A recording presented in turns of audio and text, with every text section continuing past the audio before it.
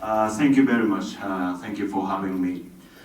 I'm Tsuyoshi Gorg. I'm moderating this panel. I'm very glad to have four wonderful presenter and a wonderful commentator from Japanese side.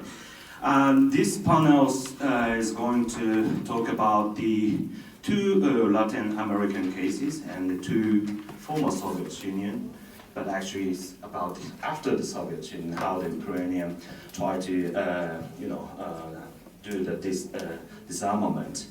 So each panelist has 15 minutes for the presentation, and after presentation we welcome the Professor Shuichi Kawashima. He's an expert on the European integration history, and he has also written about the Euratom. So from this perspective, I would like to invite you to have a comment. So first of all, Mr. Carlo Patti on the Brazilian case. Thank you very much. First of all, let me thank you, Pascal, Otai, for the kind invitation and for organizing such an interesting event. It's a pleasure and an honor to be here at GRIPS. Was at a conference on the neutrals and the bomb. It's a great project, and I hope to see also the following steps of this project. So my research program, my research actually is on the history of the Brazilian nuclear program since the beginning of the nuclear age. But today I will focus specifically on aspects that deals more with the scope of this conference. So I will deal with the relationship between Brazil, neutrality, and the non-proliferation regime in the period between 1962 until 1968. I will introduce the Brazilian nuclear history before the NPT negotiation first. Then I will discuss the relationship between Brazil, neutral and non-aligned countries. I will try to explain you why Brazil is not, it wasn't a neutralist country and it wasn't a non-aligned country. I will talk also later on the dispute existing in Brazil between the promotion of a nuclear non-proliferation regime and the opposition to the NPT as it was proposed in the mid-60s. And I will go specifically to a Brazilian-Mexican-led initiative that was the Latin American Nuclear Weapons Free Zone, and how this initiative shaped the Brazilian position, the Brazilian attitude towards in the NPT negotiation. And finally, I will conclude presenting possible alternatives that Brazil promoted alternatives to the NPT promoted by Brazil. Brazil is one of the largest reserves of atomic minerals, above all uranium and thorium, and since 1945 it was one of the main providers of atomic minerals for the United States. And since the beginning of the nuclear age, of the functioning of the United Nations, Brazil has been deeply involved in the negotiation of the future of nuclear energy after Hiroshima. So between 1946 until 1947 was one of the active members of the United Nations Atomic Energy Commission, actually a commission that Brazil chaired twice. And it's important to see that Brazil was not completely aligned to the United States already in that moment, since Brazil approved and supported the Baruch Plan, but Brazil didn't approve or also accept the possible internationalization of the control of nuclear mineral resources. It was a signal of autonomy that kept for the rest of the history. And Brazil, that was a small country in that moment. In the picture I show the father of the Brazilian nuclear program in that moment, Admiral Alvaro Alberto, who was also the representative at UNAIC. In the first picture you can see him presenting the difference among several reactors, and in the second pictures is at the United Nations with Andrey. Álvaro Alberto was the father of the Brazilian nuclear program, and in 1951 his plan has been approved for the first nuclear project that aimed at reaching autonomy in the nuclear field for both energetic and probably also military aims. And Brazil was there was a Brazilian quest for mastery of the nuclear fuel cycle. It was at the beginning Brazil attempted at cooperating with the United States, but since the denial of the United States, the Brazilians turned to the Germans that began to cooperate, and there was a first attempt of cooperation in the field of, in a sensitive field like uranium ultracentrifuges. And Brazil's position in the nuclear order that began to be shaped in that moment was connected to an idea of specific compensations.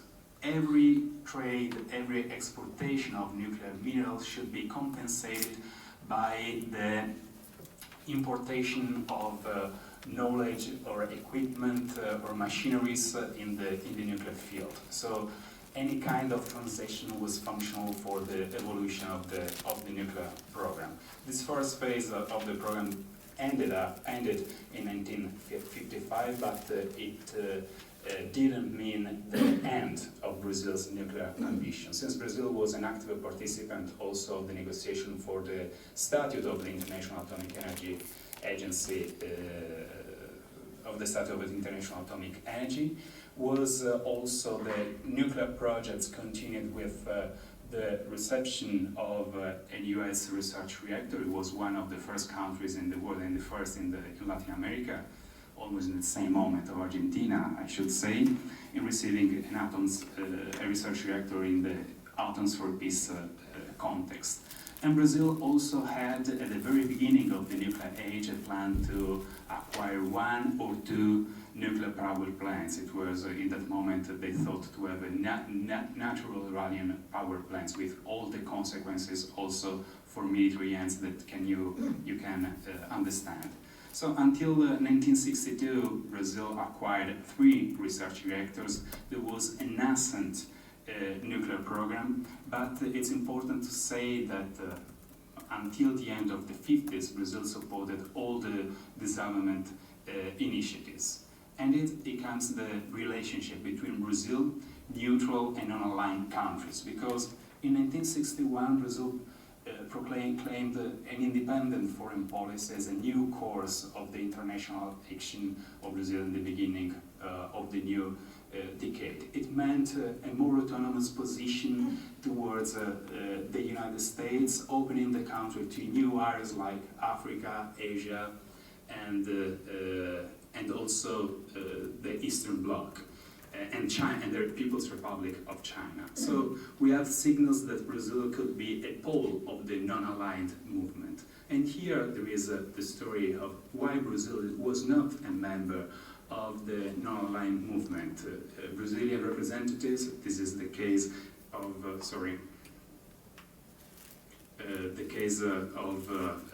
Brazil participating in the Cairo conference in 1961, the preparatory conference of the Conference of Belgrade. And one of the top diplomats in that moment, it was also the architect of all the non-proliferation and disarmament initiatives for the next 10 years, Ambassador Araújo Castro, commented that Brazil could not join the non-aligned movement because it wasn't an uncommitted country, since it was belonging to the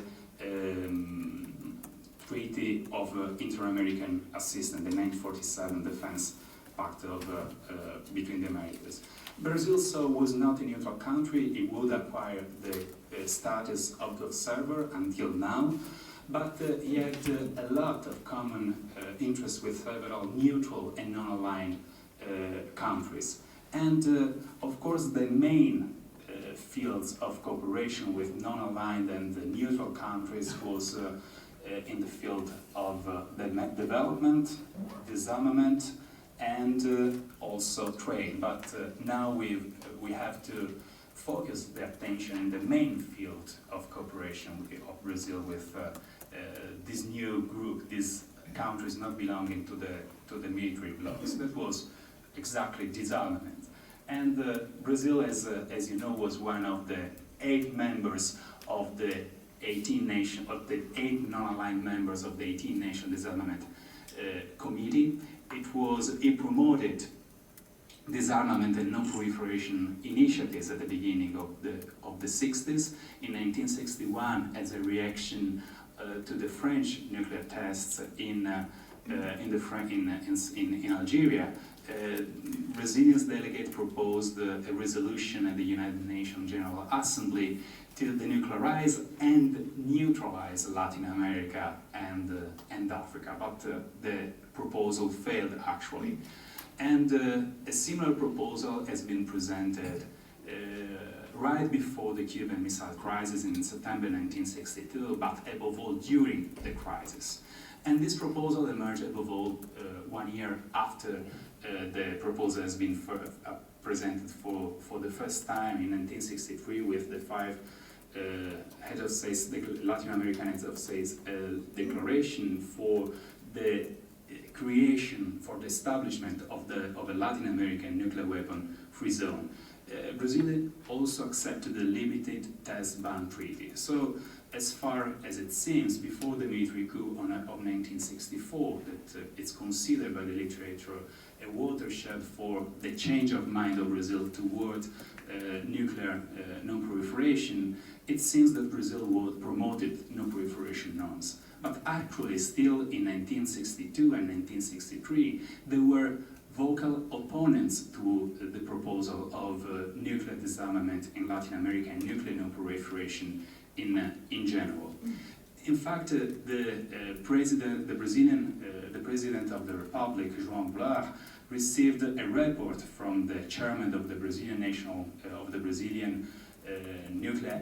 Nuclear Energy Commission, where he criticized the impact that the Brazilian proposal could have for the Brazilian nuclear ambition. The Brazilian nuclear ambition consisted in an autonomous nuclear program and safeguarded nuclear program that was also relying with a 1962 cooperation agreement with France, and the chairman of the Nuclear Energy Commission, that was actually a leftist nationalist, underlined that through this cooperation, in less than 10 years, Brazil could produce 20 plutonium atomic bombs.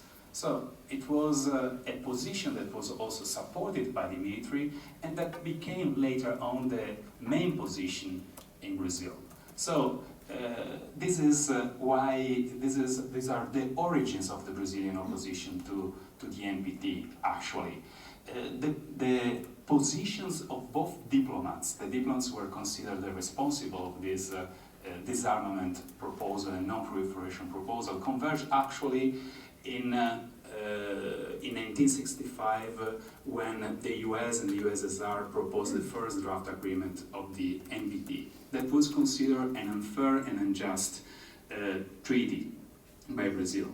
And above all, Brazil oriented its action for following the principle of the Non-Proliferation Treaty. In that moment, they were aware that the principle would not be respected by the Americans and the Soviets. So the Brazilian proposal for the Brazilians supported an initiative like the Latin American Nuclear Weapons Free Zone, but it was a proposal that actually gave Brazil free-handed the possibility to develop its nuclear weapon program, because it was guaranteed the right to develop and use peaceful nuclear devices according to the Brazilian interpretation. It would give security guarantees, it would guarantee cooperation, and it showed also the political willingness of Brazil to downscale the scope of the nuclear weapon-free zone, above all according to the Mexican proposal that was more inclined towards the United States. And Brazilians were also opposed to intrusive safeguards as imposed by the treaty. So the Brazilians actually signed, that was the front page of one of the main Brazilian daily, where there is, "We will not give up the bomb." And so the peaceful nuclear explosion actually was just a small screen for telling that, of course, we wanted the bomb at the end of the 60s, and we want to keep the right to develop the bomb in the future. So in the last round of the NPT negotiation, the Brazilians denounced the unfair nature of the treaty. They showed the lack of duties of the head countries, head states, and it coincided also with the design of new plans in the Brazilian nuclear program that also underlined the need to become autonomous in the future and to keep open the door for possible nuclear devices if needed. So Brazil sought the support in that moment in the Geneva negotiation, in New York, also in the United Nations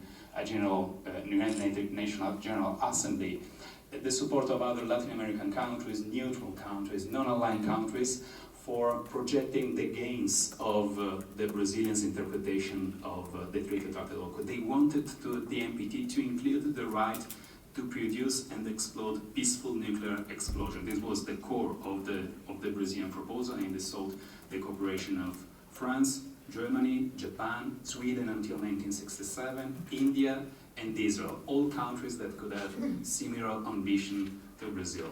And that led Brazil not to sign the NPT, but it's not the end of the story, because an opportunity to undermine the NPT was given by the Conference of Non-Nuclear Weapon States. One of the strategies in August 1968 by Brazil was to avoid a wave of ratification, a massive ratification of the signatory and ratification of the NPT.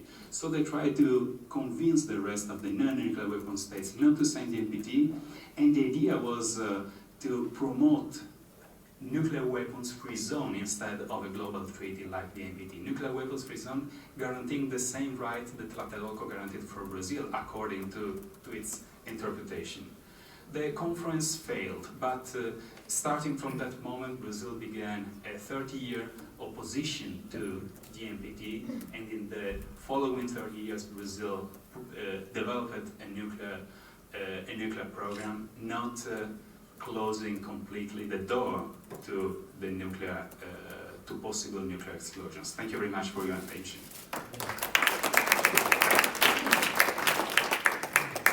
Thank you very much, Carlo. Wonderful presentation on the Brazil attitude on NPT and the regional treaty. And I want to take a privilege to change the order. Is it okay? I think it's better to firstly present it by Exequiel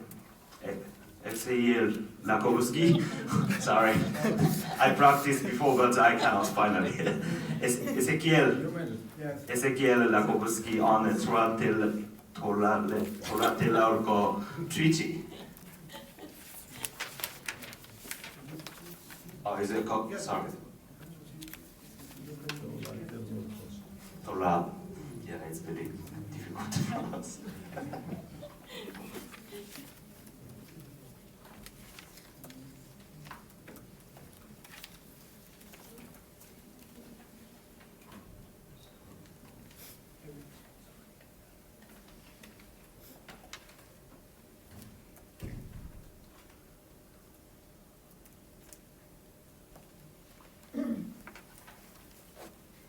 Are you ready? Yes. Okay. Okay, thank you. So, floor is yours. Okay, thank you very much for letting me speak after Carlo.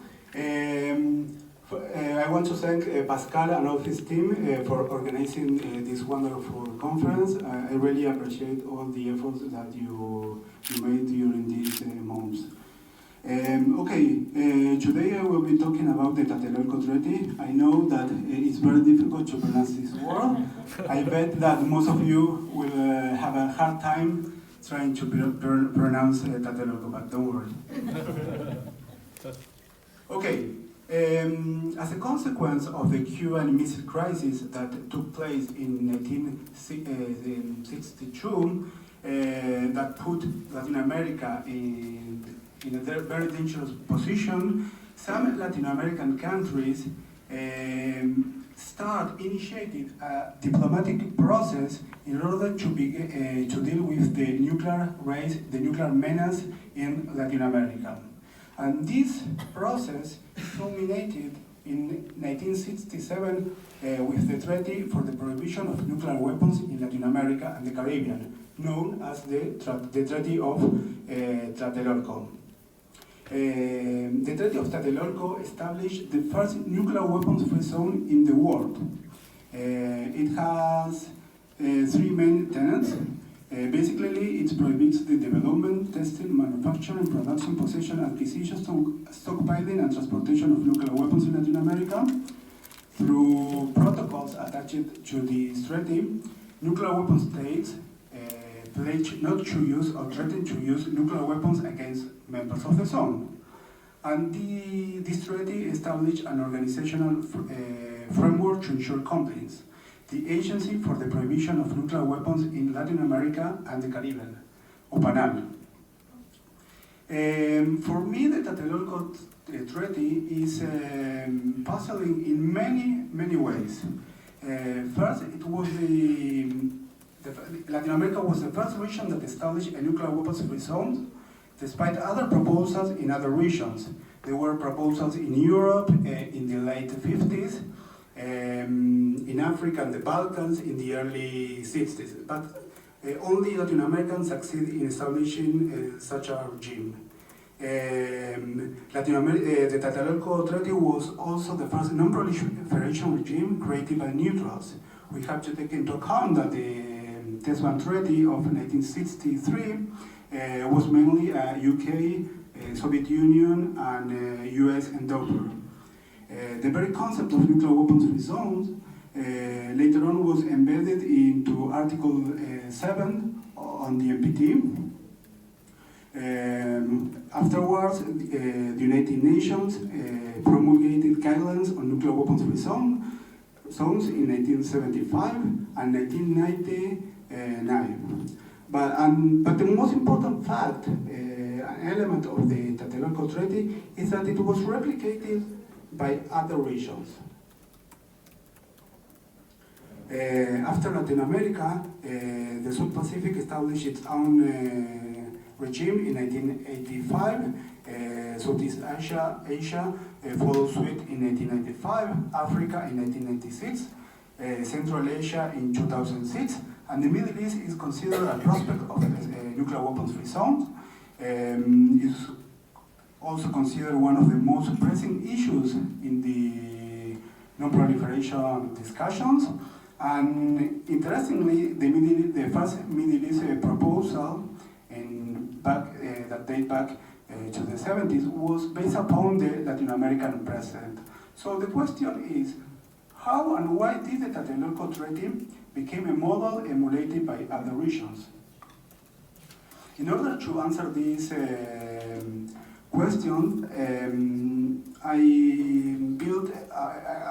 built upon the seminal article of Finemore Sikin about norms dynamics, about the norm cycle, which offer us some insight into the process through which models and norms become valued by members of the international community.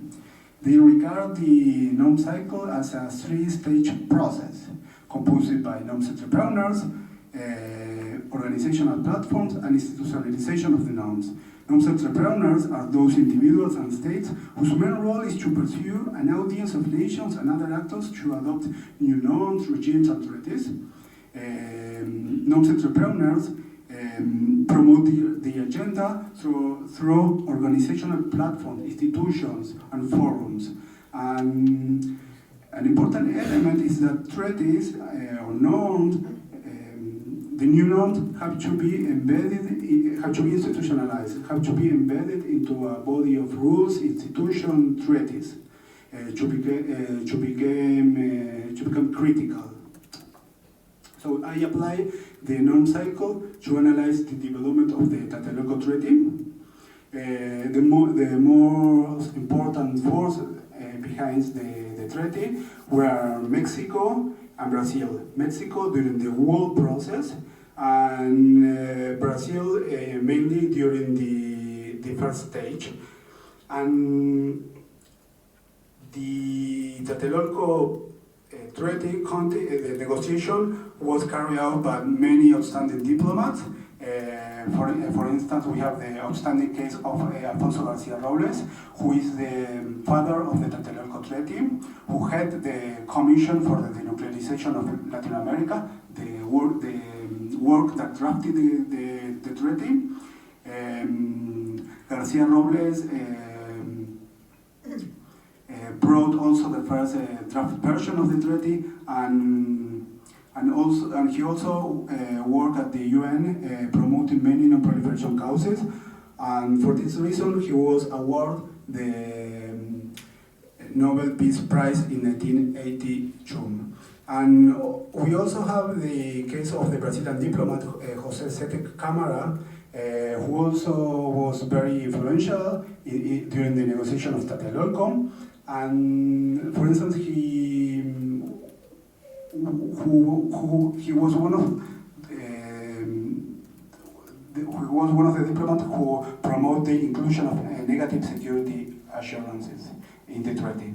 So, in addition to being the first nuclear weapons free zone agreement, the Tlatelolco Treaty made another contributions.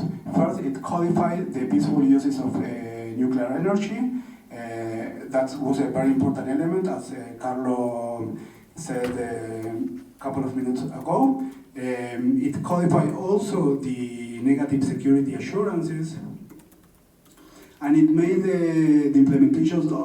It made mandatory the implementations of safeguards by members of the treaty. Interestingly, Mexico and Brazil, the leading forces behind the Tlatelolco Treaty, were also members of the 18-Nation Committee on Disarmament that drafted the NPT. Both treaties were also negotiated almost simultaneously. And as Jonathan Hunt explained yesterday, Mexico made this, very important contributions to the NPT. For instance, the wording of Article 4, Article 6 were mainly a production of Mexico that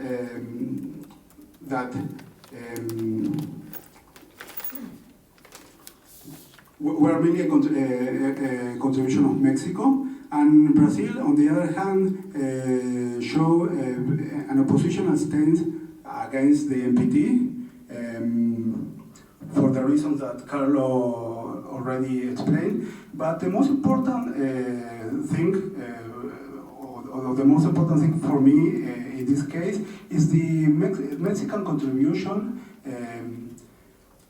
to the treaty, that was the Article 7. That it is usually overlooked by NPT experts, I don't know why. And the Article 7 codifies the right to implement nuclear weapons free zone. I will read it. Article 7. Nothing in this treaty affects the right of any group of states to conclude regional treaties in order to assure the total absence of nuclear weapons in their respective territories.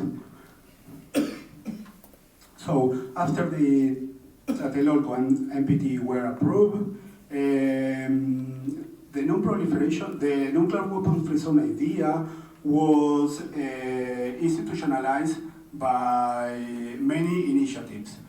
In addition to Article 7 of the NPT, the United Nations passed many resolutions on the Tlatelolco Treaty, calling the nuclear powers to sign the protocols of the treaty. The United Nations passed resolutions on nuclear weapons free zone in the Middle East, South Asia, and the South Pacific. United Nations promulgated guidelines on nuclear weapons free zones, as I mentioned previously, and it was replicated by other regions. Overall, all these initiatives contribute to the institutionalization of the nuclear weapons free zone ideas.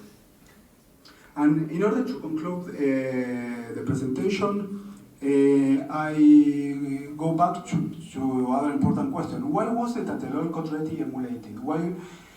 And I present three possible answers. The first, the Tlatelolco Treaty became a model of emulation since it rapidly gained international legitimacy after it was approved. The whole international community gave it legitimacy because it answered also to the normative security and non-proliferation concerns of the regions.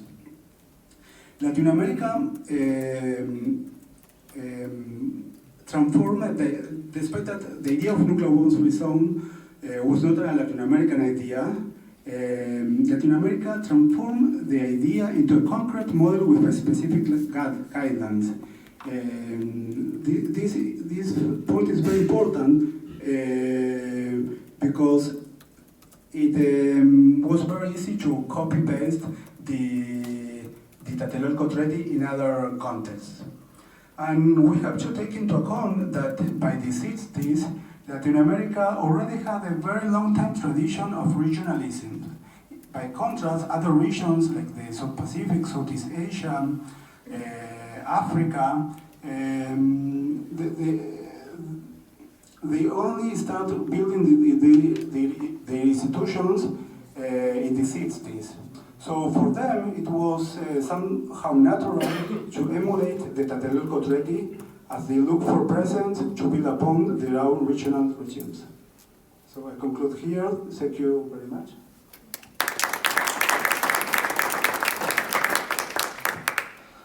Thank you, Exequiel. It's a very interesting presentation on the Tlatelolco Treaty. Still exists. Still it's difficult. But as you know, there is no replication in this region. So we hardly talk about this kind of discussion in Japan. So it's very new to me. Thank you. So next presenter is Andrey Edemskiy on the Soviet relation with the neutral countries. Thank you, Mr. Chairman. I am very pleased.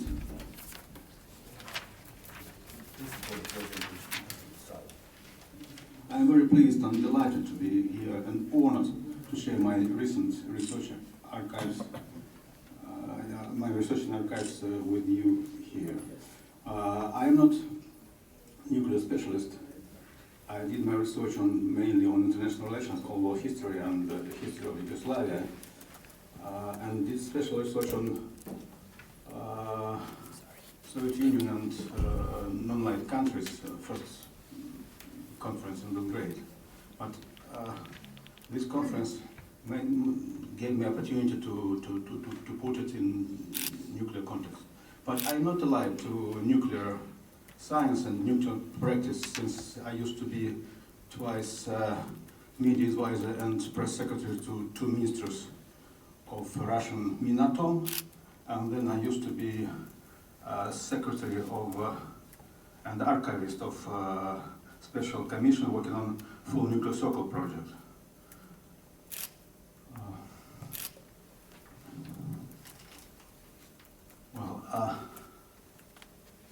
Shall I press? Could you help? Yeah, just to refresh our memory of events of this for me, very interesting period of last century, 61 years. Yes, and it began with death of a father of nuclear Russian Soviet atomic bomb and coordinator of all the atomic projects of the Soviet Union at that time, Igor Kurchatov. And therefore there was a tax explosion of France in Algeria in February at the beginning of the 60s, and there was a moratorium, voluntary moratorium of Soviet Union, United States, and Great Britain at that time, and France did it.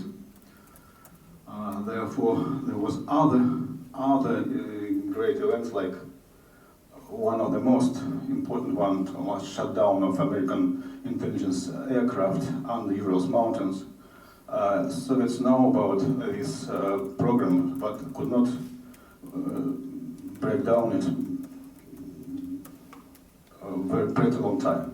And after this shutdown of aircraft, pilot stayed alive, and he confessed about this spy program of America against Soviet Union, and therefore was breakdown of Paris conference of heads of states, and then non-coming of Eisenhower to Soviet Union with a return visit.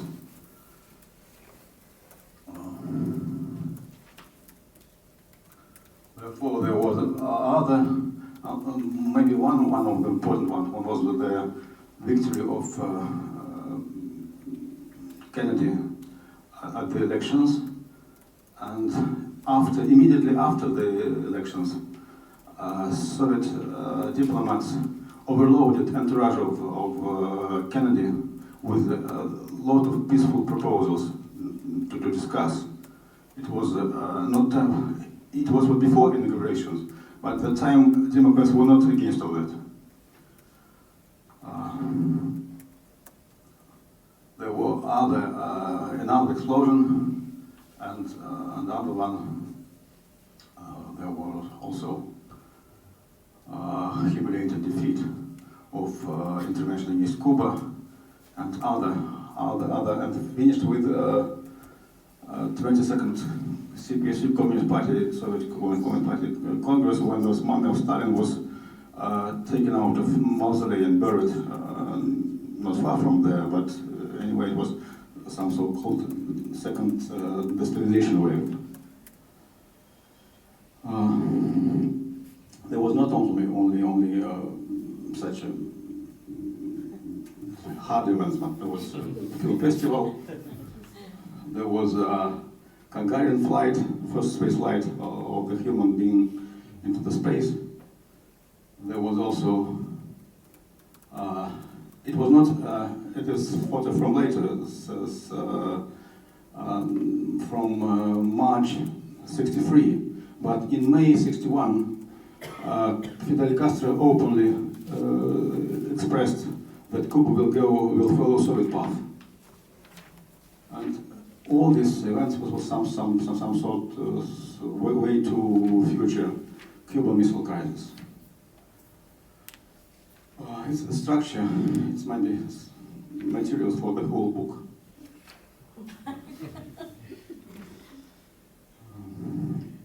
Yeah, the negotiations on the ban of nuclear experiments for military purposes has its own history. There were some moves and some ideas of Soviet Union in July '55 on the Geneva conference. There was also some steps in the United Nations and in some of subcommittees. But the real consultations, the real exchange of ideas began right here in Tokyo between Soviet ambassador to Japan and Japanese circles. And Japanese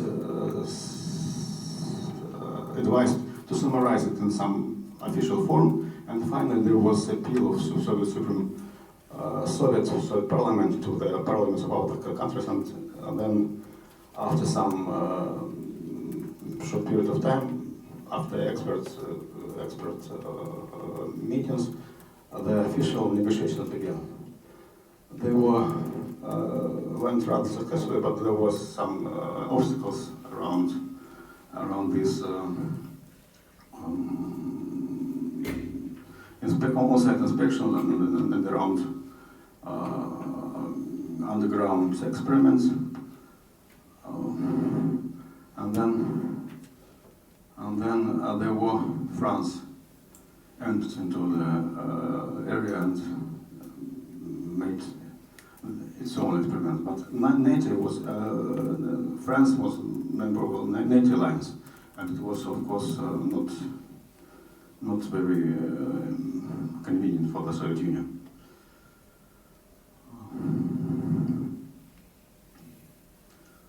When there is some sort of history of Soviet decision making of how to begin tests.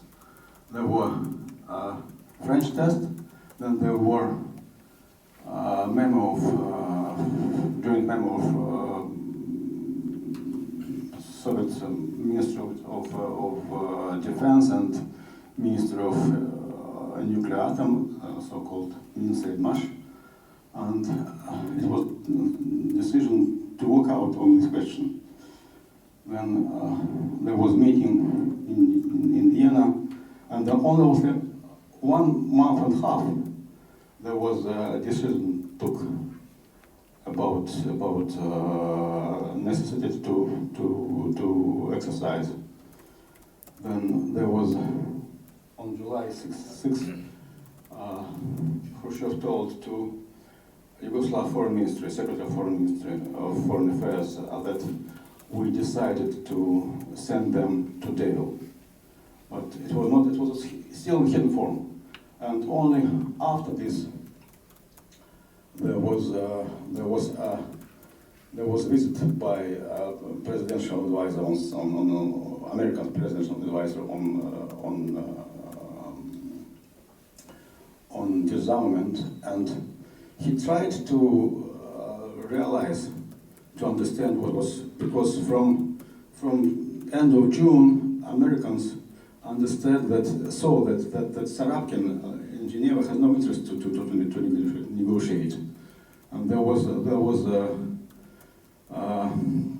two conversations between Khrushchev and McLeod, and it's published, and it's very interesting to see how the decision was already taken by Soviets. There was decision under procedure, and under preparing, there should be plan, there should be other formalities and others. And it's very interesting to see how Khrushchev waved around. First, he told that he has pressure from scientists, he has pressure from military, he has pressure from, and he heard that the Americans wanted to break moratorium, and then he told that it's because of Congo. And when McLeod asked him whether it's because of Chinese, Khrushchev didn't say nothing. And finally, there are several reasons of his decision.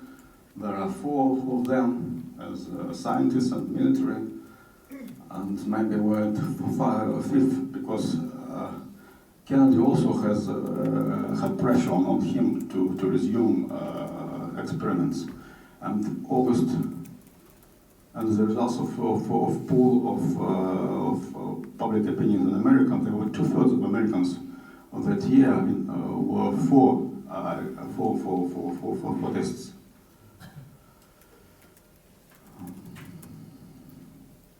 Well, we have brilliant fundamental book by Peter Rugenthaler from Austria, from Graz. He made his research on Stalin and neutrals. And the matter of Khrushchev and neutrals still awaits its research and book. And I made some notes, and took some notes about instructions of Soviet leaders to ambassadors to different countries, and we can see who were neutrals according to Soviet scheme on that period of time.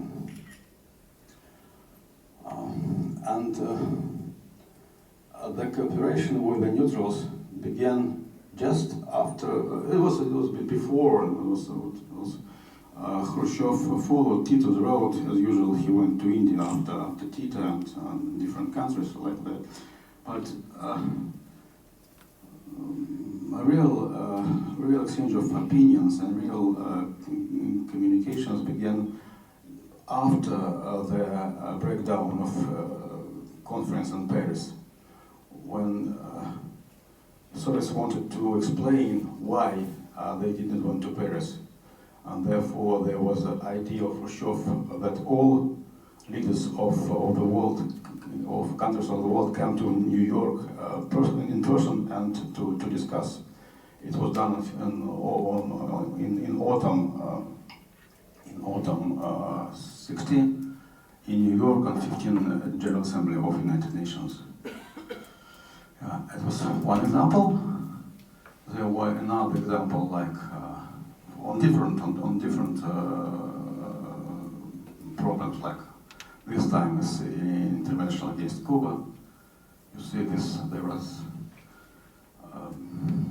Mexico, Austria, Argentina, Uruguay, Lebanon, and so on others. There are friendly neutral countries, Sudan, Ghana, and others, and only after Exequiel letter to Khrushchev. There are, it's very important list. It's information shared with these countries after talks with between Khrushchev and Kennedy in Vienna. Soviet bloc countries, leaders of Soviet bloc countries got transcripts of these meetings, and these countries were informed orally. And you see that. And now the list of participants of Belgrade conference. You see list 25, and from previous slide, if we add here, detract from Brazil and Finland and others, and add here Algeria, Cuba, we can see that Soviet Union had 2/3 of friendly neutral countries at this conference. And of course there was a special preparations to this conference from the Soviet side. It was very interesting that when Soviet diplomats tried to communicate with Yugoslav diplomats about this conference, there were no information on this level from them at all. But Soviets had communication with Cuba, had communication with Indonesia and with other leaders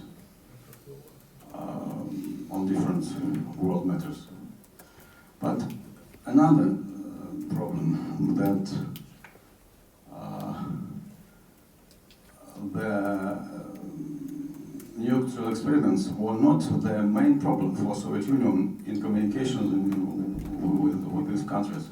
There were two main problems for them at this moment: general disarmament and German question, and peace treaty with Germany and West and access to West Berlin. Just 2 weeks before this conference, the Soviets began to build a wall in Berlin, and it was the beginning of fall of Berlin Wall.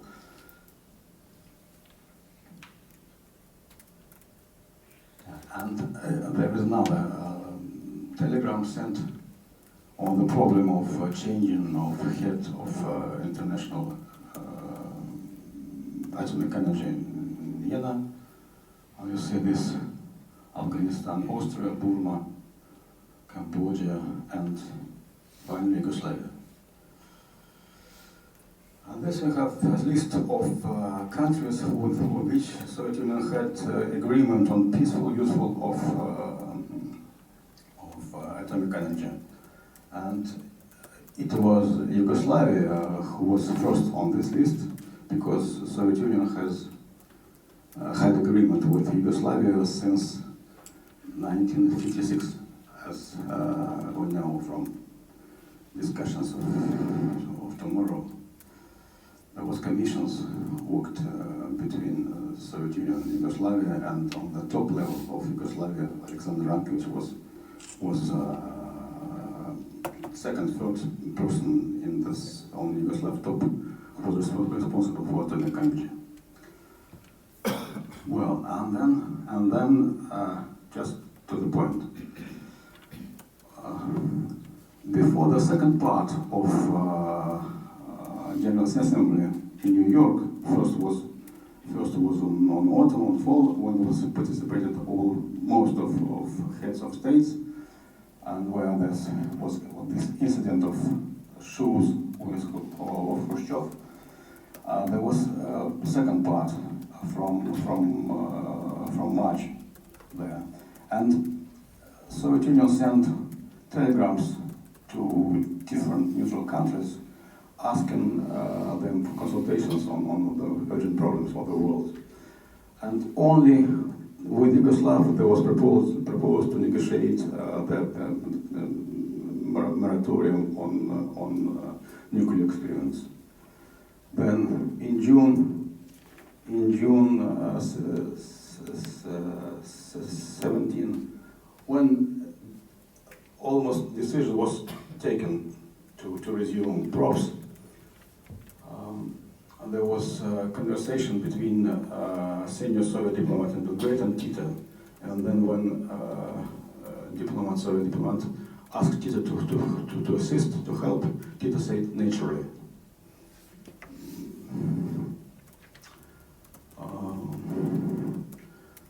Then, as I have already told, that on July, during the visit of Yugoslav Foreign Ministry, Popovic. Could you summarize the 1 minute? Yes, and finally, it was a direct request of Soviet Union to Yugoslav to assist. There was meeting just before the conference. Then Tito was asked to do this,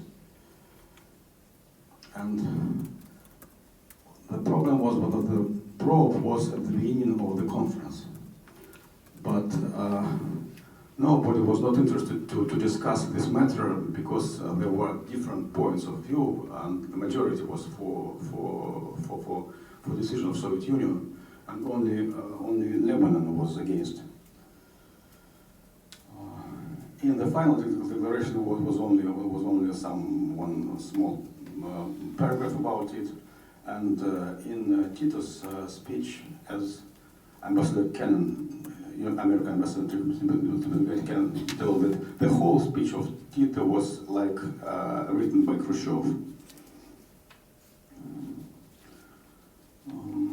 Then, as we know, this after conference, two leaders went to Washington, two leaders went to Moscow, and there was again conversation between Nehru and Kruma and Nehru with Khrushchev. And at that time, Khrushchev told about his decision 1 hour, and Tito heard about it, and Tito sent a letter to Khrushchev in which he asked him to stop experiments, because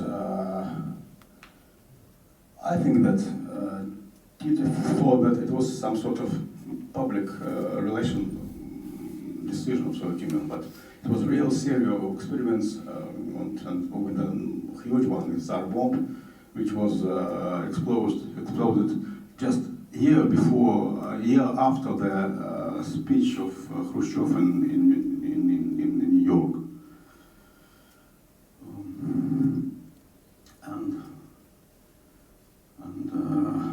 I still know right conclusions. If I get some advices on during discussions, I will be pleased and thankful. Thank you for attention. Thank you. So the next presenter is Mariana Budjeryn. Very good. On the Ukrainian case, actually, I was living in Ukraine. Is it Ukrainian name? Budjeryn is. It is. Okay. Surprisingly. Okay. So the presentation on the Ukrainian. cases, and I think this is a latest event. I think very huge implication, not only Europe but also the Asia. So I'm looking for your presentation. All right. Well, let me echo my colleagues at this panel in thanking everyone, and especially Pascal, who's right here, for doing such a great job in putting this conference together and bringing us from all over the world.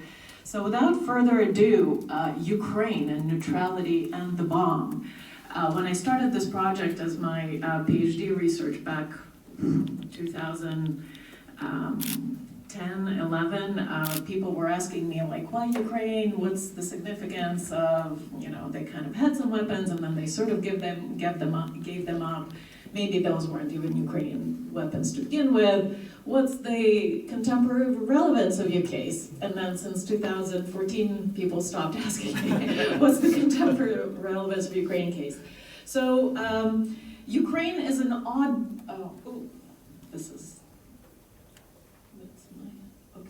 Ukraine is an odd case of quasi-proliferation. Because normally you have kind of a process through which countries deliberate their nuclear decision making, kind of formulate the demand, as it were, and manage their supply side, or technological supply, and then they move to weaponize and create nuclear weapons. In Ukraine, things happen kind of in the reverse sequence, where first there were weapons, there were Soviet weapons, then came the country, Ukraine, and then that country and its decision makers were grappling with this predicament and thinking what exactly to do with these weapons. So Ukraine was born nuclear as a result of an unprecedented collapse of a nuclear superpower, the Soviet Union, inheriting overnight, as it were, the world's third largest cache of nuclear weapons. By 1994, Ukraine had joined the Non-Proliferation regime as a non-nuclear weapons state. All the nuclear warheads were removed from Ukraine's territory to Russia for dismantlement. And by October 2001, the last ICBM silo was demolished, and the 43rd Missile Army was disbanded in 2002 for good. Incidentally, Ukraine's encounter with things nuclear began still before it became an independent country in '91. During its path towards independence, nuclear issues sort of made its debut in the Declaration of Sovereignty passed by the Ukraine's first multinational democratic parliament in July 1990. And somehow, sort of in the middle of these proceedings, one of the opposition leaders, the National Democrat Ivan Drach, got up and proposed this clause to be accepted into the text of the declaration, the clause that declared that Ukraine would become in the future a permanently neutral state that does not participate in military alliances, adheres to 3 non-nuclear principles: not to receive, develop, or acquire nuclear weapons. And that was incorporated into the text of the declaration without much discussion, whereas the provision for establishing Ukraine's independent military forces was very hotly debated and encountered very strong opposition from the communist majority still in the parliament. So traditionally, or commonsensically, of course, the reason or the cause for this nuclear renunciation back in 1990 was attributed to the trauma of Chernobyl, the world's worst nuclear power plant disaster. Here you see the reactor number 4 at Chernobyl that blew up on April 26, 1986. And certainly it wasn't just the humanitarian ecological fallout of Chernobyl, but also the political implications, the fact that this happened during the liberalization, during glasnost, and people could voice their disenchantment and their disillusionment with the Soviet system, not just in terms of the faulty reactor design, but also in the way the system reacted, how it tried to cover up the accident, the communication, just total disregard for human well-being that was revealed during the aftermath of Chernobyl. However, if you dig a little deeper in your research, you realize that this Chernobyl was not the only cause of this nuclear renunciation. That Ukrainian decision makers and opposition leaders at the time, those forces that saw Ukraine ultimately as an independent country, saw nuclear renunciation as a way to sever ties with Moscow, to disentangle Ukraine from this military, from the military kind of connections, right? The command and control systems that were very much centralized, that bypassed any Republican government, went straight to Moscow. So there was a strong kind of geopolitical, as it were, undercurrent to Ukraine's nuclear renunciation. Incidentally, in August, so a month later, in August 1990, in the lead up to NPT review conference, both Ukraine and Belarus tried to accede to NPT as non-nuclear weapon states, and that attempt was thwarted by Moscow because, of course, there was still the Soviet Union as non-nuclear weapon states. Ukraine and Belarus would have to accept safeguards, and the Soviet Union didn't want that. They probably came to regret it in about a year because, Soviet Union sort of collapsed quicker than anyone had expected after the coup. This conservative reaction, it pulled apart precipitously. Ukraine declared full independence in August in a very succinct document that referred to the coup as mortal danger. And incidentally, the very next document passed by the Ukrainian parliament, the Rada, was to subordinate all military units on Ukraine's territory to the Republic, to Kiev.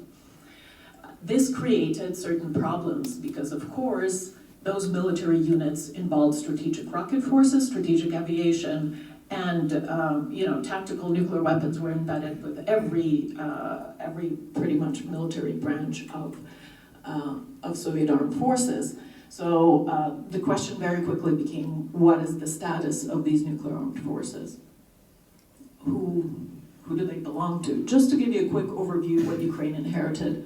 It's about 44 strategic nuclear bombers armed with about 700 nuclear-tipped Alcons, air-launched cruise missiles, 176 ICBMs, 46 of which, the SS-24s, were produced in Ukraine, were merged with 10 warheads. So there were about 1,240 warheads just accountable to those missiles, but there were, of course, spares that were stored in special storage units to kind of replace them. So altogether, I think the number is 1,272 or something. In addition, Ukraine was, there's a bit of a problem generally, I find, of conflating Russia and the Soviet Union, and even scholars do that still to this day.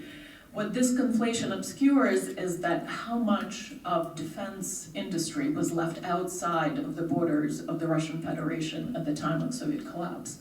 So Ukraine was home to the Soviet Union's and perhaps the world's largest missile factory, Yuzhmash, and one of the three main missile design bureaus, Yuzhnya. There was a huge military industrial complex in Kharkiv, which parts of it were a closed city, part of the secret kind of nuclear production, but also enterprises that design and produce guidance and targeting systems for a bunch of Soviet missiles, as well as critical parts of command and control structure, including PALs, permission action links, for some nuclear weapons.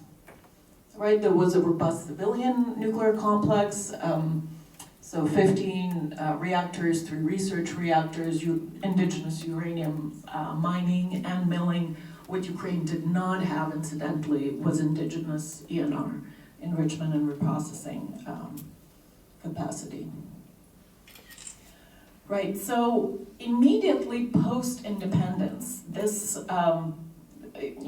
stance of nuclear renunciation becomes much more nuanced in response to these new geopolitical conditions. So Whereas before it was deemed that nuclear renunciation was necessary to attain Ukraine's independence, suddenly Ukraine was already independent because the Soviet Union sort of just slipped from underneath its feet.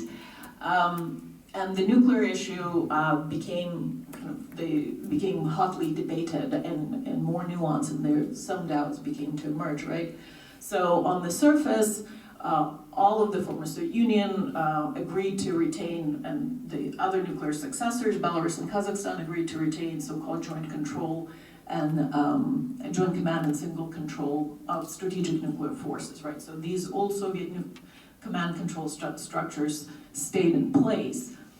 However, as the Russian-Ukrainian tensions began mounting over the division of military assets, over the Black Sea Fleet, over Crimea, and so forth, Ukrainians became more cautious about denuclearizing and denuclearizing at least quickly or within the terms that were originally envisioned. They became to claim to be sort of the equal successor state to the Soviet nuclear legacy, like they were in the conventional domain. Nobody disputed that. Why would that be treated? Why would nuclear issue be treated differently?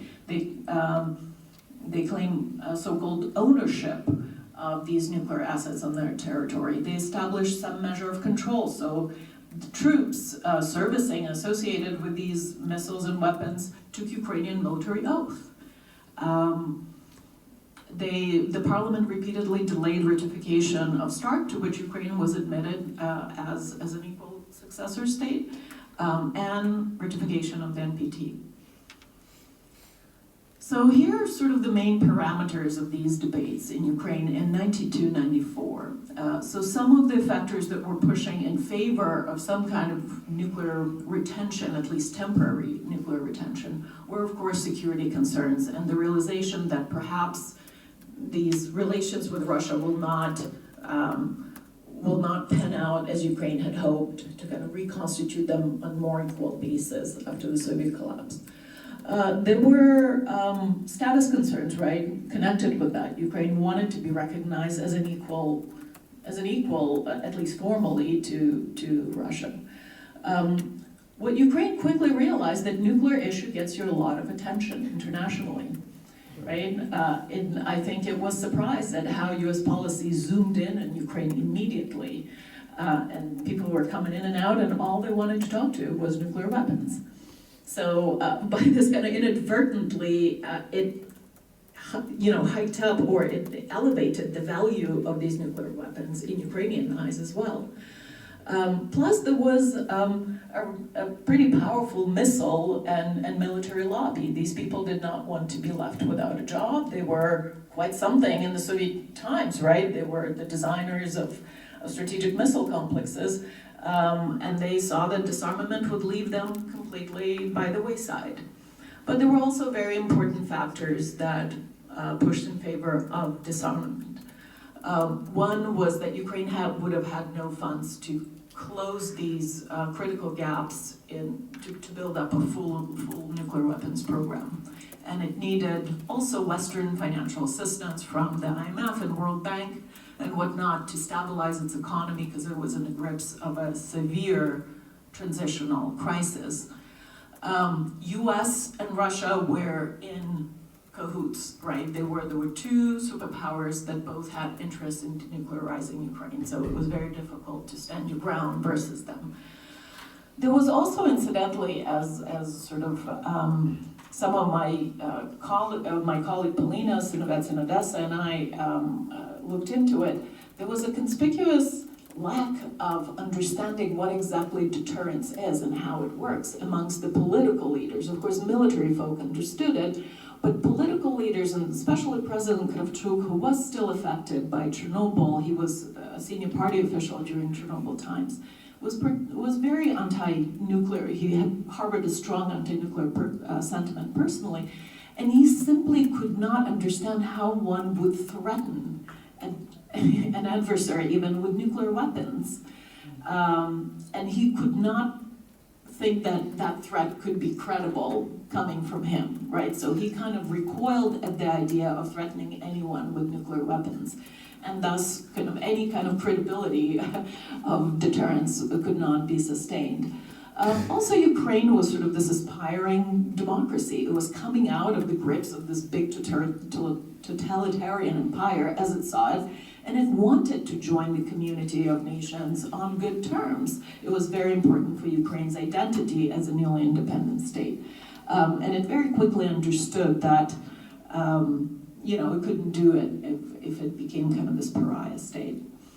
NPT was super important in all of this because it provided a set of rules, a general accepted, near universal set of rules for nuclear possession.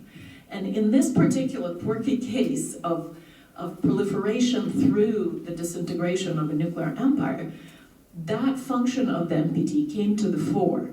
So a different set of rules applied to the nuclear part of Soviet inheritance that it did to conventional military part of Soviet inheritance, because nobody disputed that tanks and aircraft and whatnot on Ukraine's territory at the time of disintegration were Ukraine's property,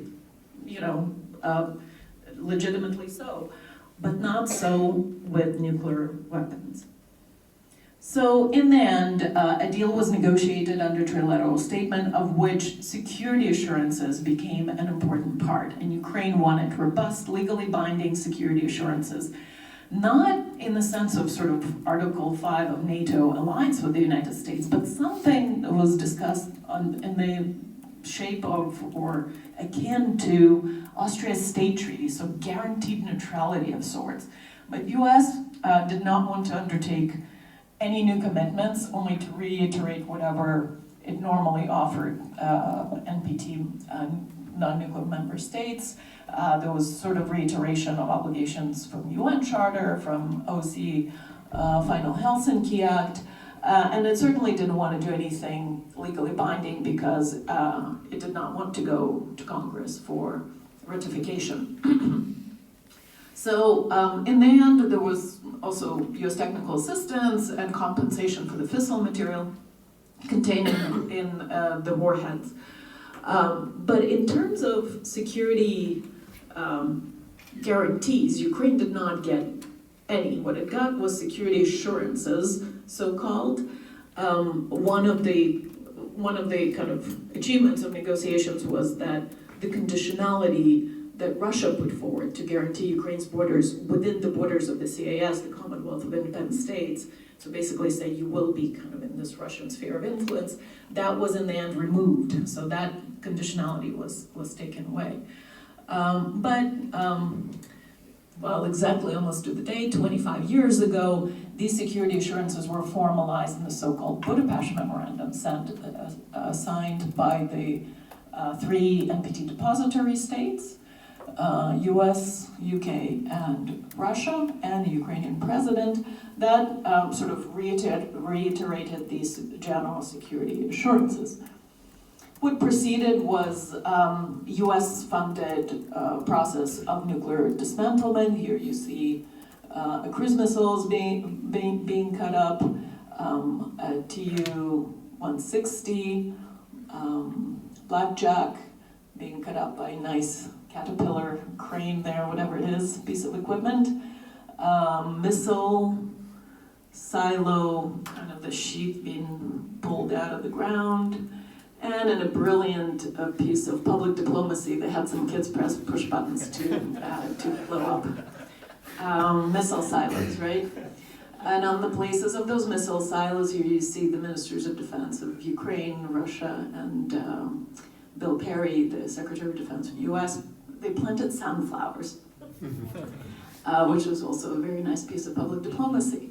However, the commitments under the Budapest Memorandum came to renewed attention in 2014 after Russian annexation of Crimea. And the popular perception, the popular discourse in Ukraine that kind of the decision to disarm is viewed generally as a mistake, or that whatever was negotiated was not sufficient to guarantee Ukraine's security. I know I'm running out of time. I have 1 minute, so a few words of reflection. In terms of neutrality, I think one of the themes that is coming through a lot of the presentations yesterday and today is that there isn't a direct causal link that in which neutrality could direct your nuclear policy, right? It's very much depends on the threat perceptions and the way neutrality works, in relation to your security. So pre-independence neutrality in Ukraine, and both provided kind of a way or a strategy to distance Ukraine from Moscow. However, post-independence, there was a feeling that neutrality would leave Ukraine vulnerable to Russian threat and kind of pushed Ukraine towards nuclear doubt rather than renunciation and demand for security guarantees from the US. Why is that important? Kind of these in-between countries, whichever way we did, this is kind of my little piece of political sciencey thinking here. So we talk about nuclear security guarantees normally in the West when it concerns US allies, right? The guarantee to Japan, South Korea, NATO allies under Article 5.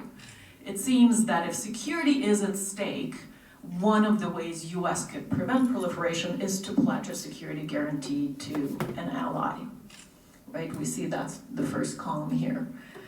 There's a lot going on in this slide, and I will explain. What US can do with adversaries, states that directly threaten the United States, pays attention to their nuclear program for sure, right, because it's threatening, and it can reassure them not to cause harm, right, or go invading or regime changing should they agree to relinquish their nuclear programs. But there's a whole bunch of states in between that are neither friends or foes, that are neither US allies or adversaries, as it were.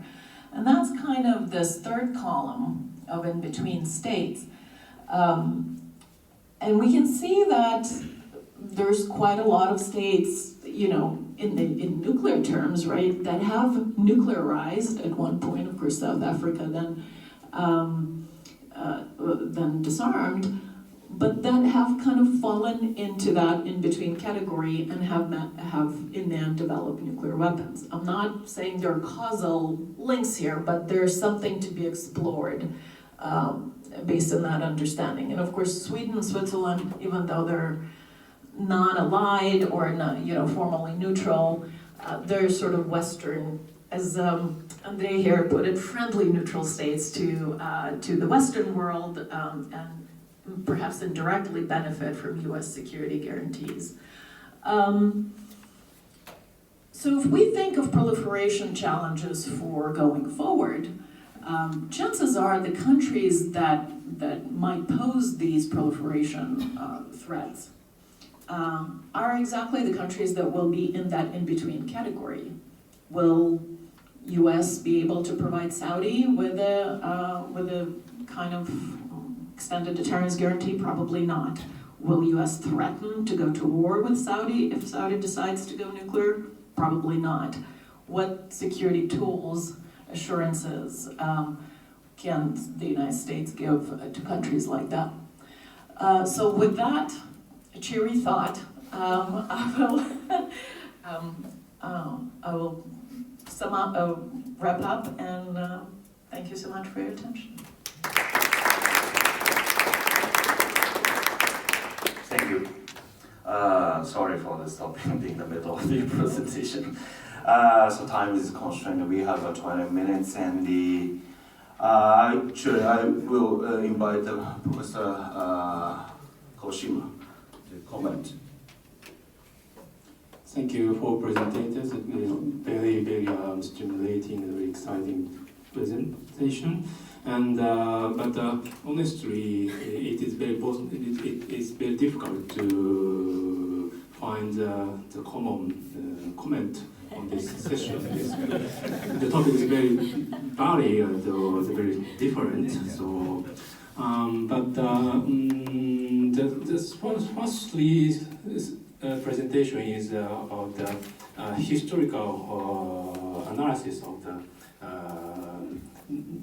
role of neutrals of the NPT regime, and the final presentation is a very clear provision about the role of the neutrality in the alliance system. And I am a historian of the European integration history, so my first very broad comment is this three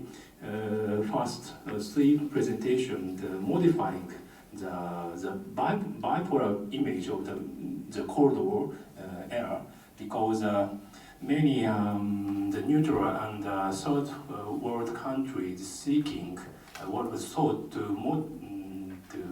to build an alternative regime of the bipolar international relations.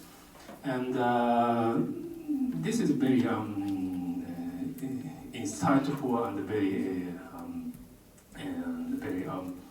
interesting account. And I'm as a Japanese, it's very educative to modify the image of the bipolar Cold War era. And I don't want to dominate this prestige time to discussing by floor. So I'm very quick one question about first two presentation about the role of nuclear weapon-free zone plan, because these two presentations explain these plans as coexistence of NPT regime.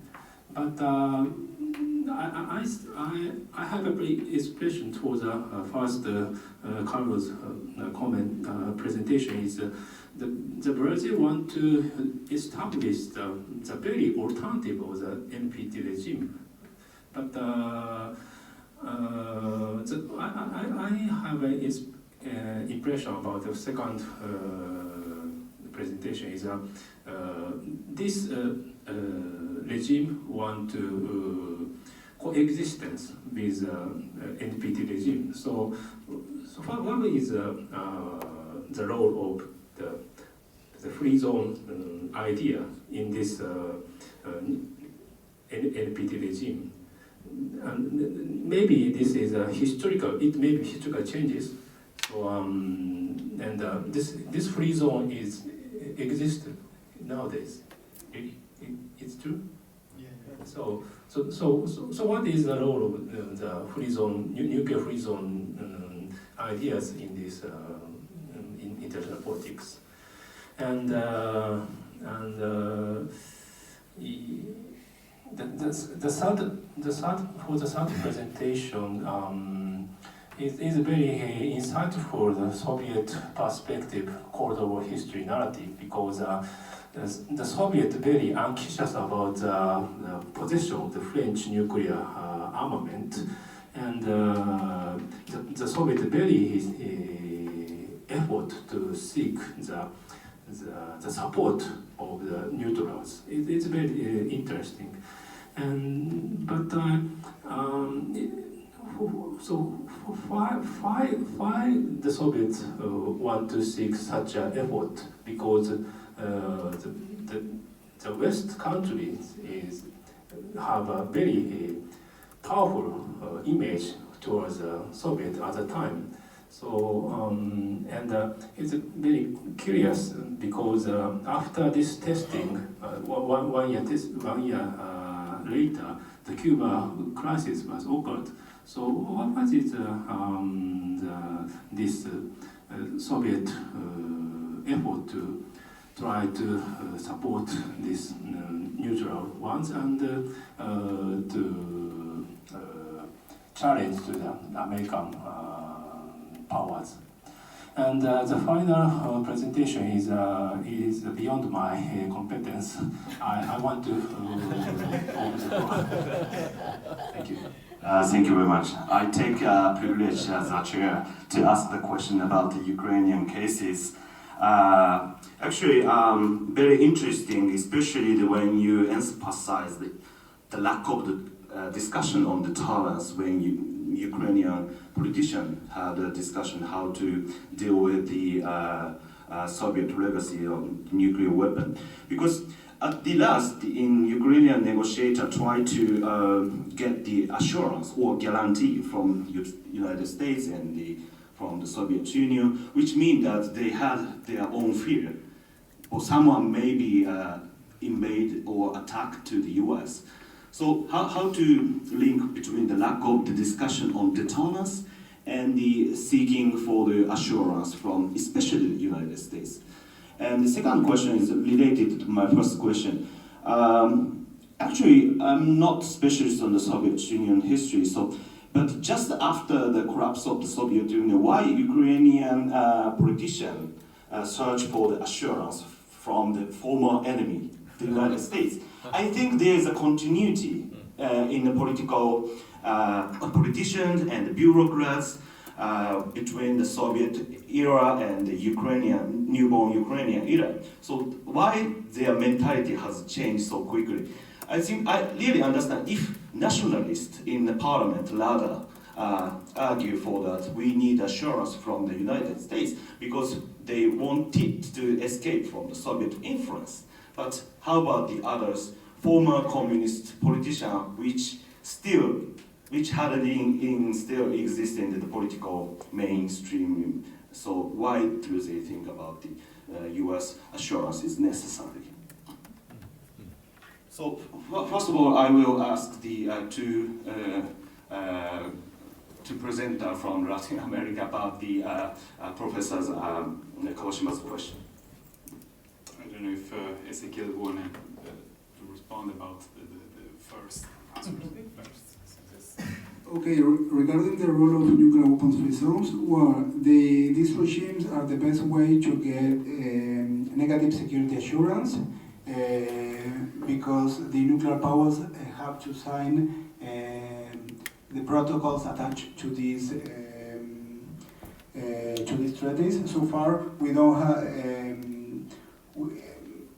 we don't have an international treaty regarding negative security assurance. So I think that most of nuclear non-proliferation experts agree in this point. Nuclear weapons-free zones reinforce the non-proliferation commitment of states, and we have different regions establishing nuclear weapons-free zones for different reasons. For instance, the case of South Pacific.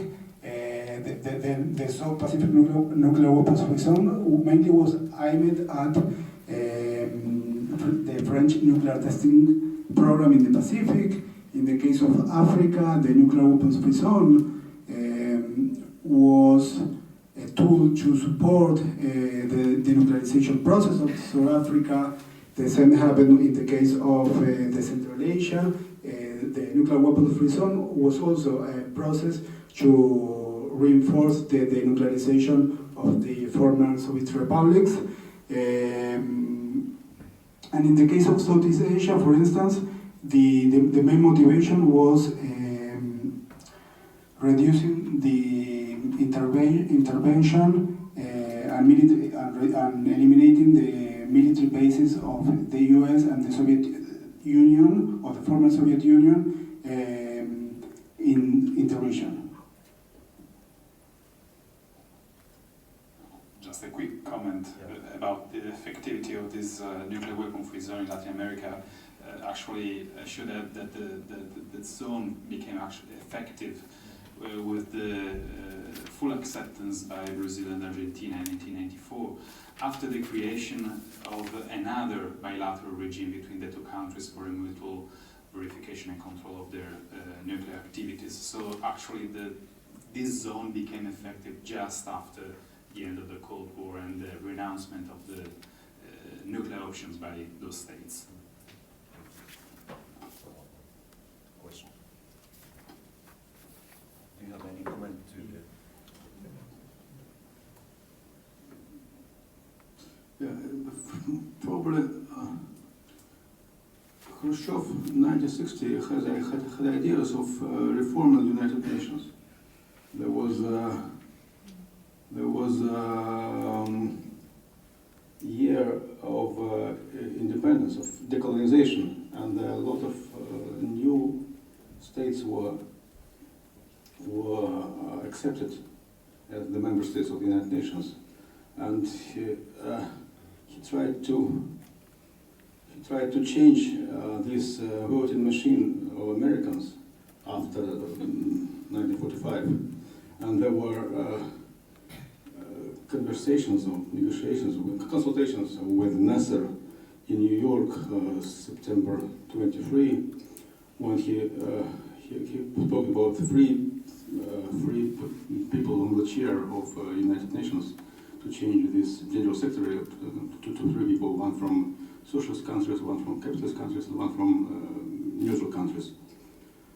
And what was this decision to make? It was on the margin of the Soviet main tasks at this time. German question, 20 millions killed during the Second World War. That time 20 millions, he confessed that it was 20. Later Gorbachev told us it was about 30. Stalin told him it was 8 millions. And another one was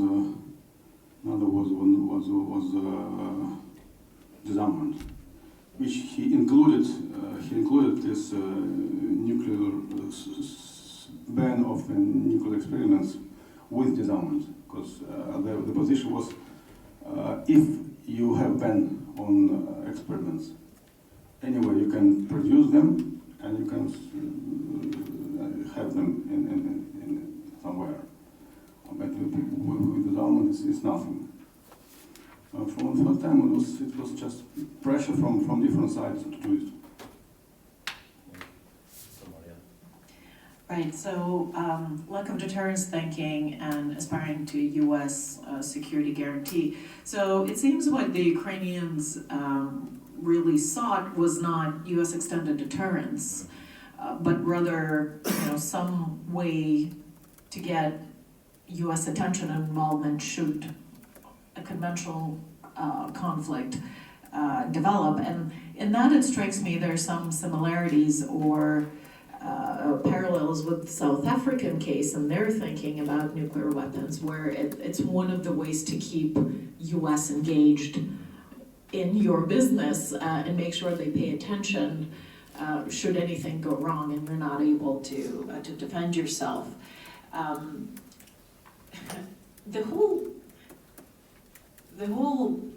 rapid change that came with the collapse of the disintegration of the Soviet Union was really a strange thing, both psychologically and in every other way. And it is true that overnight, it seems, people who were associated with being kind of the grand arch enemy of the Soviet Union started coming into capitalism, looking at your missile bases, and you sort of engaged with them as potential partners.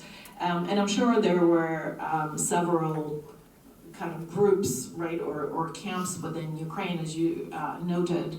I mean, the National Democrats and the Rada were the ones who were the most reluctant. They were driving kind of this procrastination and playing delay tactics on the nuclear question.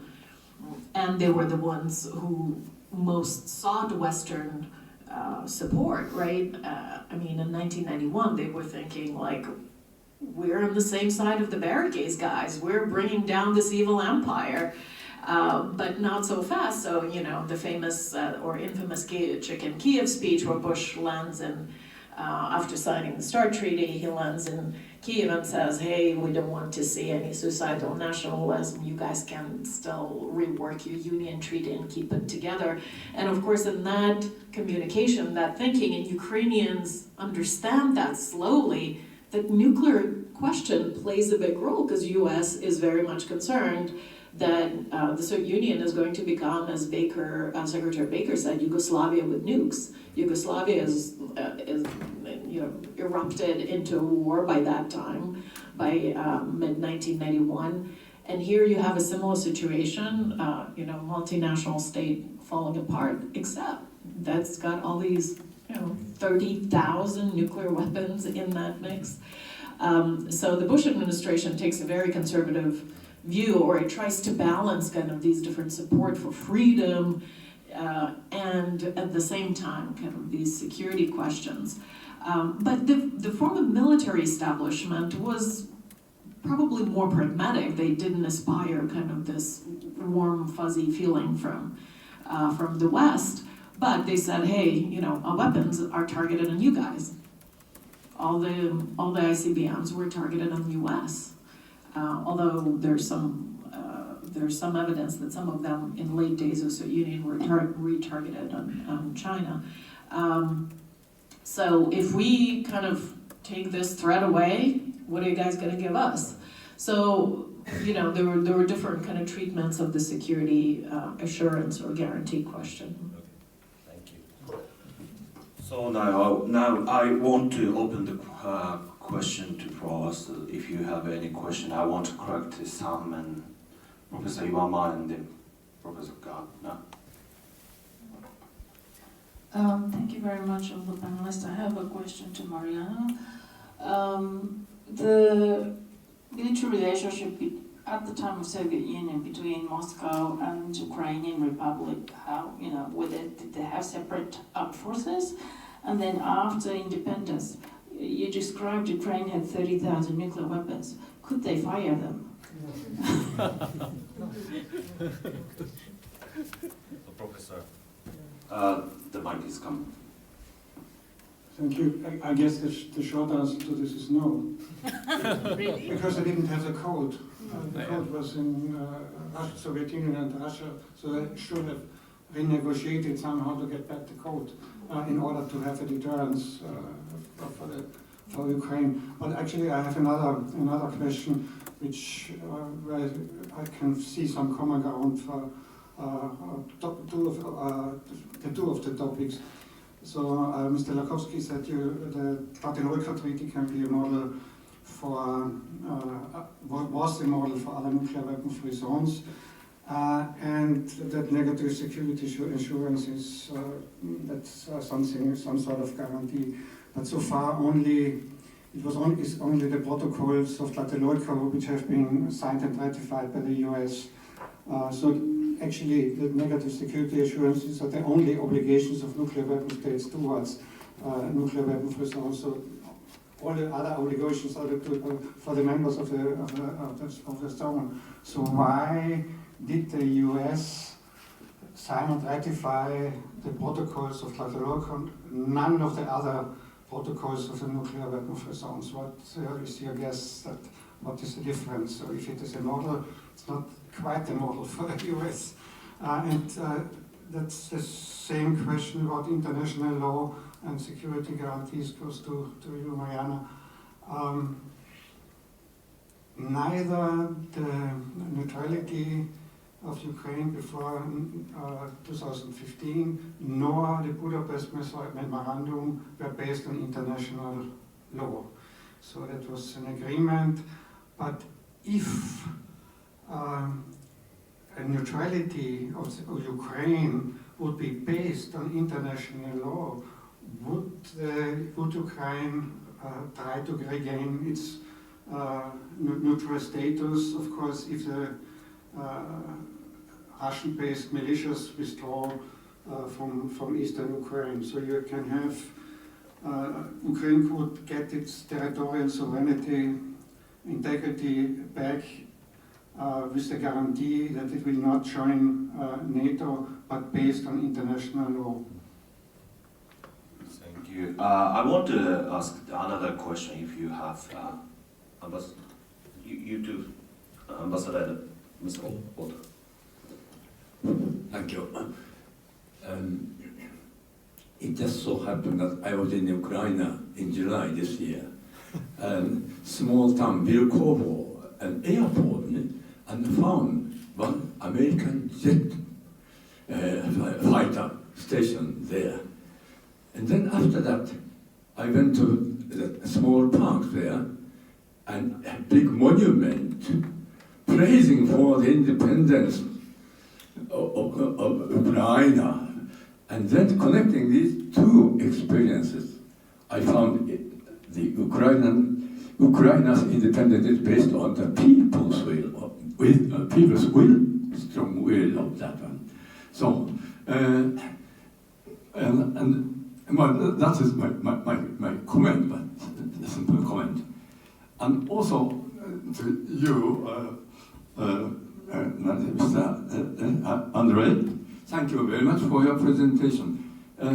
In early 1960s, I started my diplomatic service, and then I was studying origin of Cold War,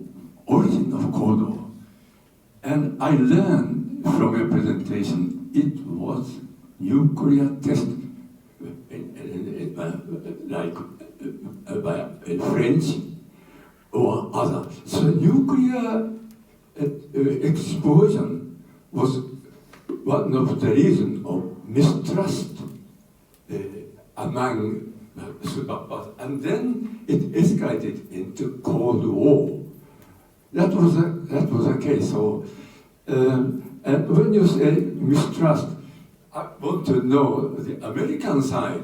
How did you start mistrust to the Soviet Union? Was it explosion of the nuclear weapons, or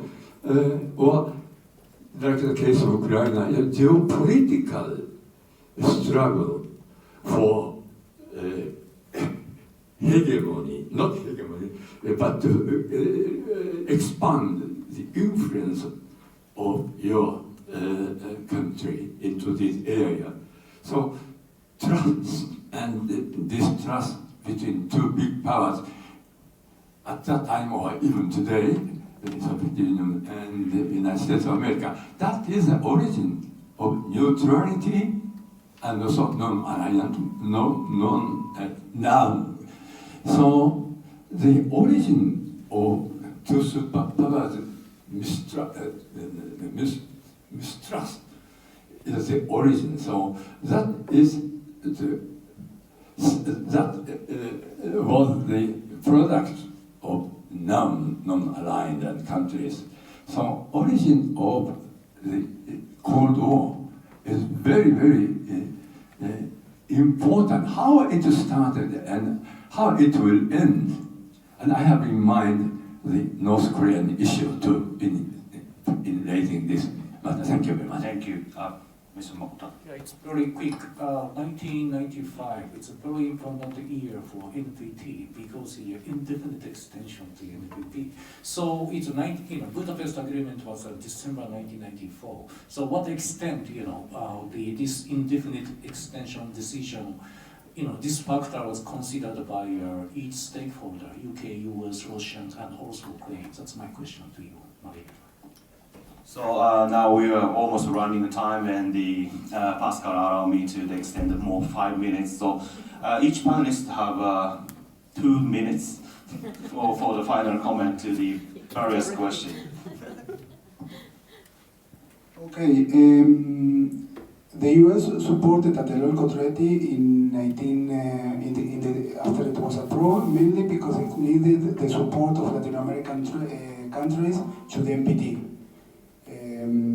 And in the 70s, it signed the Protocol number 2, ratified it as a way to press Argentina and Brazil to sign and ratify the Tlatelolco. There were meetings between, for instance, this historical meeting between Jimmy Carter and the Argentinian military president, in which Carter pressed the president to sign the Tlatelolco Treaty. And regarding the other treaties, the US signed most of them, but not ratified most of them. No, it's signed, for instance, it's signed, yes. Well, most of the time, the ratification process, it's very complicated in the US. So, but anyway, Other countries, yes, ratify. Other nuclear weapon states, yes, ratify the protocols. But in any case, the nuclear weapons reasons rise, the normative barrier for the nuclear weapons state. Thank you. Okay, thank you for all these great questions. Separate armed forces. No, republics did not have separate armed forces. It was one of the things that was very contentious at the time of kind of the sovereignty parades and declarations of sovereignties by the republics. To have their military recruits serve on their territory, because there was all this extraterritoriality in the Soviet army where, Ukrainians were sent to serve in Kazakhstan and so forth. They wanted to contain them within their own republics first. And then, of course, the issue of independent armed forces was the contentious one. 30,000 nuclear weapons were for the entire Soviet Union, not for Ukraine. Ukraine had about 3,000 to 2,800 tactical nuclear weapons, which were withdrawn by May 1992, so really early. And then, about 700 cruise missiles and 12 or 1,300 strategic nuclear warheads. No, Ukraine did not possess the codes for these particular weapons. However, Ukraine had, as we now know, enough technological, industrial, scientific know-how to establish control over these weapons, should it have made the political decision to do so. And the Russians knew that, and that's why the pressure was so strong. So if they knew that, hey, we have control over these weapons in Moscow, why sweat? Ukrainians will be begging us to take these weapons off their hands sooner or later, because there's certain, times, there's shelf life for a warhead. So that was part of the reason for the pressure. Another part was the 1995 indefinite extension conference, which kind of put a very concrete timeline, and that was very important for the Americans in particular. And they sent people from AGDA, from American Arms Control Disarmament Agency, to really pressure Ukrainians to accede to the NPT before that, because otherwise it just wouldn't have looked very good for the NPT. What else am I missing? Neutrality based on international law. I think that's what Ukrainians were seeking in 1994. So Budapest Memorandum would have been the moment to do that neutrality right. And that's what Ukrainians wanted. But again, what would it take? Neutrality in Ukrainian context would not have been what Pascal presented, neutrality towards the conflict between two warring sides. Neutrality for Ukraine is to make sure Russia does not invade. So one of the guarantors under the Budapest Memorandum was the potential kind of ally guaranteeing versus the potential adversary, both signing the same document. That's part of the kind of problem of the Budapest Memorandum. So your potential adversary and potential grantor kind of have the same status of signatories under the same document. We're based now on international law. Would that make much difference, given that it seems, at least in Ukrainian eyes, that Russia does not have sort of a differential view towards Ukraine, or kind of this neutral view towards Ukraine, that it kind of wants to keep it in its sphere of influence, not just to keep it out of American sphere of influence or NATO sphere of influence, but keep it in its own sphere of influence. So that's the issue there. Another issue is that formal NATO membership is one thing. The operational kind of cooperation that's going on now between NATO and Ukraine, very quietly, when Ukrainian armed forces, or some units are brought to NATO standards, interoperability, exchange of intelligence. Do you sever those ties once you sign something on neutrality under international law? I mean, NATO, that kind of cooperation is based actually on mutual interest as much as on any formal agreement. And NATO is learning a lot now from Ukraine's combat experience. It's not a one-way street of Ukraine receiving javelins from US. NATO will tell you we really value Ukrainian experience because we're learning of how to defend the Baltics from how Ukrainians are fighting the hybrid war in the East. How do you disentangle that? Like, from my perspective, formal membership in NATO for Ukraine is a red herring. They can talk about it all they want, but the real work is done on the operational level now, and I don't see how you can stop it. So, I'm sorry for the mismanagement of the time, but we are running out of time. But thank you very much for a wonderful presentation from various aspects. So, please, thank you.